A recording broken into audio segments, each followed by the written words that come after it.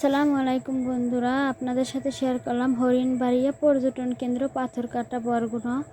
দেশের বরগুনা জেলার পাথরঘাটা উপজেলার একটি জনপ্রিয় পর্যটন কেন্দ্র, যা সুন্দরবনেরই একটা অংশ। এই বনাঞ্চলে হরিণ, বানর এবং বিভিন্ন প্রজাতির পাখিরা দেখা মেলে, যা একে একটি মুগ্ধকর পর্যটন কেন্দ্র পরিণত করেছে। এখানে অনেক পর্যটকরা আসে এগুলো দেখার জন্য। যদিও এগুলো অনেক পুরাতন, তারপরও এখানে লোকজন আসে এবং চারপাশের দৃশ্যগুলো এবং গাছের মনোমুগ্ধকর দৃশ্য দেখার জন্য। হরিণঘাটা তার অকৃত্রিম বনের সমারোহ এবং বিস্তীর্ণ সমুদ্রের হাতছানি নিয়ে প্রকৃতির এক মনোমুগ্ধকর পরিবেশ তৈরি করে, যা পর্যটকদের জন্য খুবই আকর্ষণীয়।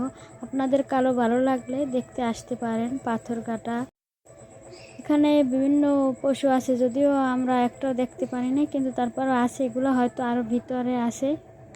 প্রাকৃতিক বনাঞ্চল ও পর্যটন কেন্দ্র, যা তার প্রাকৃতিক সৌন্দর্য, বন্যপ্রাণী এবং শান্ত পরিবেশের জন্য পরিচিত। অনেকখানি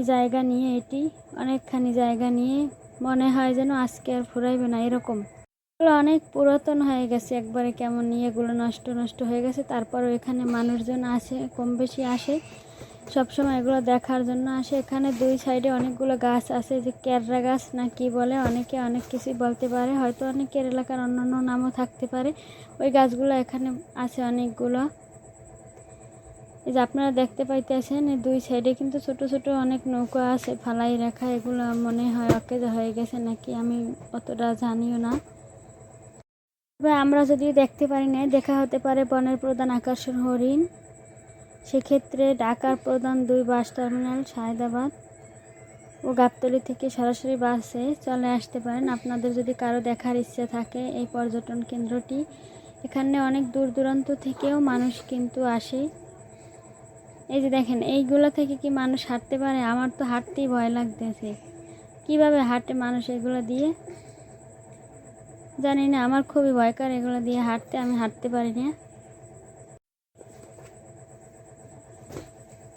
পাখিদের কিচিরমিচির ডাক ভালোই শোনা যায়।